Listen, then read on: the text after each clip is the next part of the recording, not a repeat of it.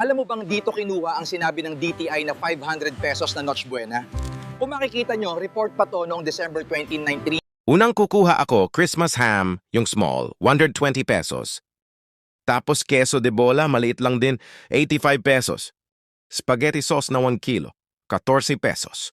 Hot dog na 500 grams, small pack, 24 pesos. Cheese na 165 grams, 16.50. At isang loaf bread, 18 pesos. Para sa extra panghanda, fruit cocktail, small, 9 pesos. All-purpose cream, 16.50. Condensed milk small, 9.75. Gelatin powder, 5 pesos. Graham crackers, small, 4 pesos. Total ng lahat, 500 pesos lang. Di ba sakto tong 500 pesos noong 1993, pero ngayon 2025 sakto kaya? Tama ba tong narinig ko? Question? Ano, kakasya kaya to pang Noche Buena? Parang sakto lang, pero hindi ako sure. Tingin nyo, kakasya ba talaga? Comment down below. Ikaw, ano sa tingin mo? Question.